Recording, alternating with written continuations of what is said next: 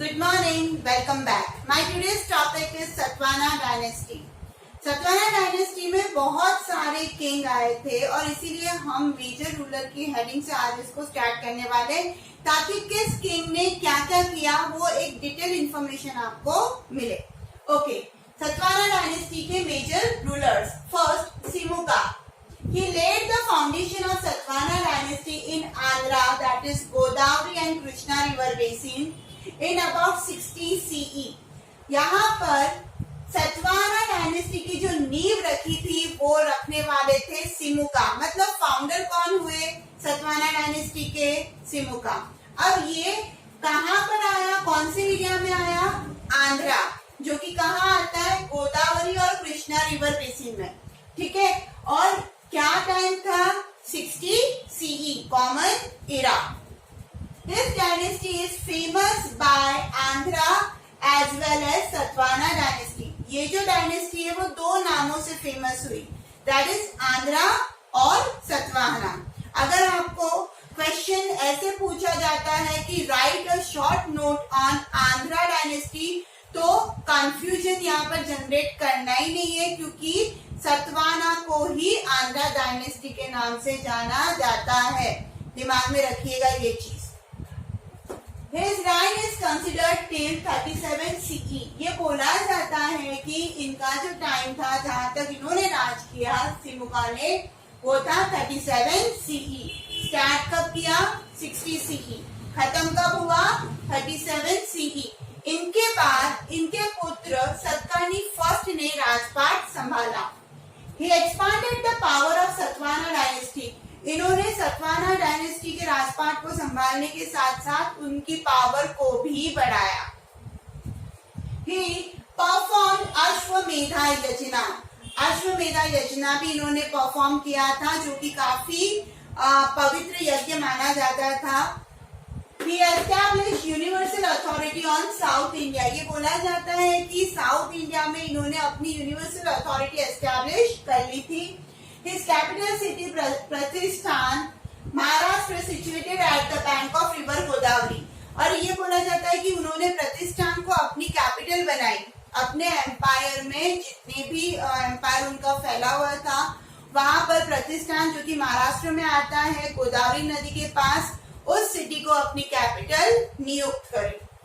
After the death of Satakarni first, अब क्या हुआ? सतकर्णी फर्स्ट की मृत्यु के बाद the attack of Shakas began. हुआ ये कि बाहरी आक्रमण के लिए लोग बहुत आते थे. मतलब जैसे कि मैं बोल सकती हूँ कि मुगल आए जैसे बाहर से, है ना, ब्रिटिशर्स आए बाहर से. उसी तरीके से एक्सटर्नल अटैक की अगर हम बात करें तो शाका उसी कैटेगरी के अंदर आते हैं. तो शाका का जो अटैक था वो सतवाहना डायनेस्टी के एम्पायर पर होने लग गया था, जिसकी वजह से ये बोला जाता है कि सतवाहना डायनेस्टी की जो पावर थी वो धीरे धीरे कम होती जा रही थी और वो डिक्लाइनिंग पोजीशन में आने लग गया था. The rule of Shaka dynasty started in Maharashtra, which is called Western Kshatrapa dynasty. थोड़ा सा ध्यान से सुनना क्योंकि ये बहुत इंपॉर्टेंट पार्ट है. वेस्टर्न क्षत्रपा डायनेस्टी क्या है, ये सतवाहना में कैसे आ गया? तो समझना, जब शाका डायनेस्टी ने, मतलब जब शाका के राजाओं ने सतवाहना के महाराष्ट्र वाले एरिया पर अटैक चालू किया और वहां पर अपना राज्य स्थापित किया, तब वो शाकास जो थे जिन्होंने महाराष्ट्र पे अपना राज्य स्थापित किया, उनको बोला जाता है वेस्टर्न क्षत्रपा डायनेस्टी. क्लियर हुआ? आई होप क्लियर हो गया होगा कि महाराष्ट्र पर जब सतवाहना डायनेस्टी पर शाकास ने अटैक किया था और वहां पर विजयी होकर जब वो सेटल हुए थे और वहां पर अपनी डायनेस्टी चालू करी, तो उनको बोला गया western Kshatrapa dynasty. Next, Gautamiputra Satakarni.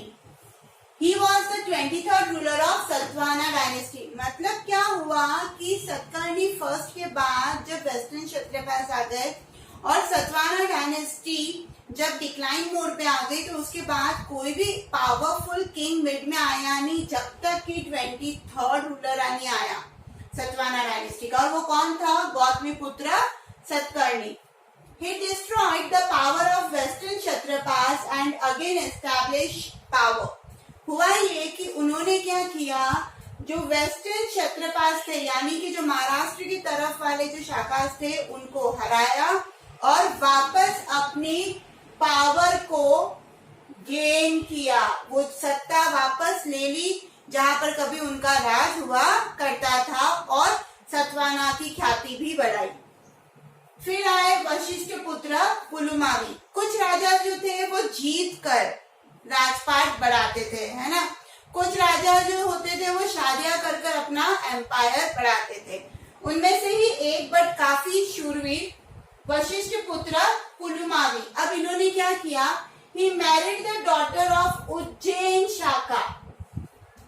वो शाका जो सतवाना को पूरी तरीके से बर्बाद करने पे तुले हुए थे, उनके ही उज्जैन के शाका जो थे जिनका नाम था रुद्रदमन फर्स्ट, ठीक है, उनकी बेटी से वशिष्ठ पुत्र ने क्या किया, शादी करी। अब क्या किया रुद्रदमन ने, Rudradaman snatched all the land from him. शादी करवा दी, निश्चिंत हो गए थे वशिष्ठ पुत्र पुलुमावी और क्या किया रुद्रदमन ने, पूरी जमीन जो थी किसकी, पुलुमावी की, वो उनसे छीन ली, which he won by defeating the western क्षत्रपास।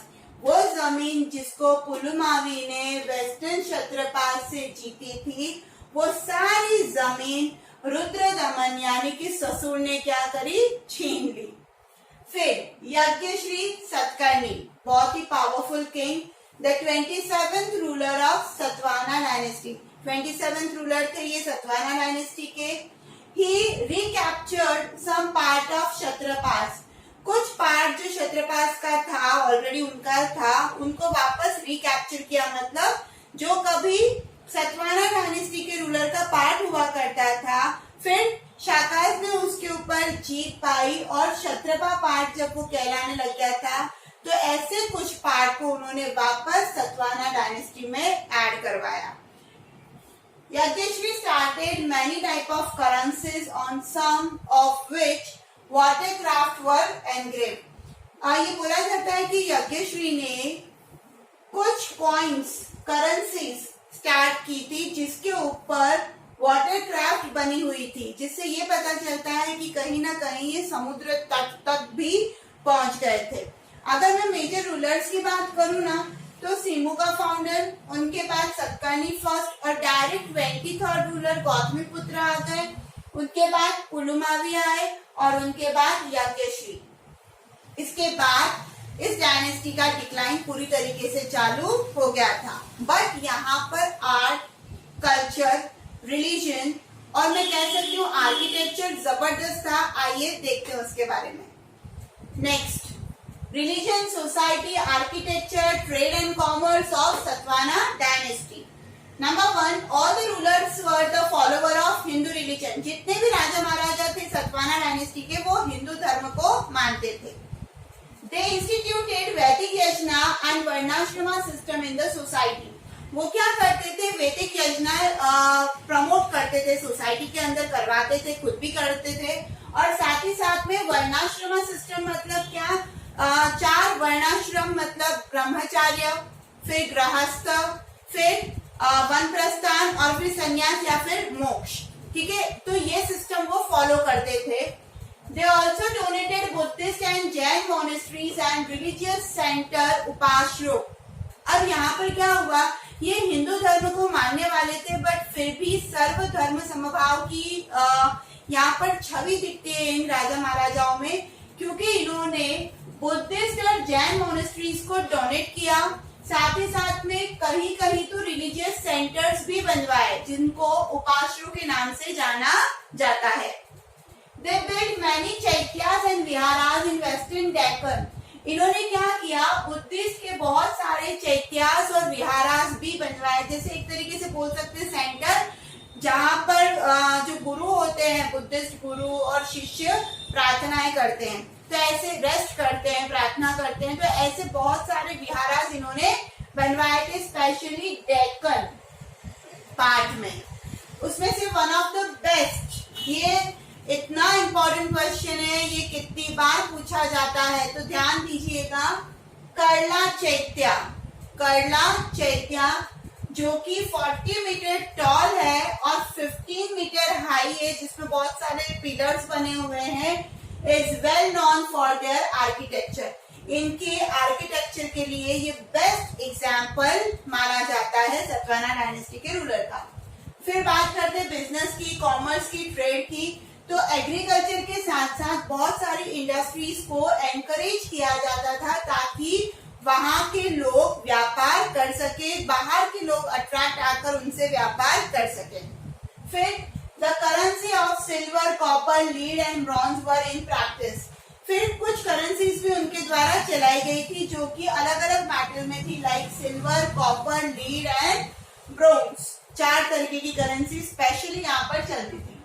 They started the tradition of granting land। ये भी बहुत इंपॉर्टेंट पार्ट है। जिस तरीके से कर्ला चैत्या इंपॉर्टेंट है, उसी तरीके से ये वाला पोर्शन भी बहुत इंपॉर्टेंट है। बहुत सी बार एमसीक्यूज में, कॉम्पिटिटिव एग्जाम्स में, बोर्ड में 1 मार्क के लिए पूछा जाता है। They started the tradition of what? Granting land, जिसको बोला गया अग्रहर। ठीक है, अब उन्होंने लैंड किसको ग्रांट करना चालू करी, दान करना चालू करी, तो ब्राह्मण को। ब्राह्मणों के पास जमीन नहीं होती थी, तो ये फर्स्ट सतवाना रूलर्स थे जिन्होंने क्या किया, ब्राह्मण को जमीन देना चालू किया, ये प्रथा चालू करी। I hope Satavahana dynasty clear हो गया होगा। अगर कोई भी कमेंट है, अगर कोई भी डाउट है तो कमेंट करिए, अदरवाइज लाइक करिए, शेयर करिए, सब्सक्राइब करिए और पढ़ते रहिए social studies with Sangeeta. Thank you so much.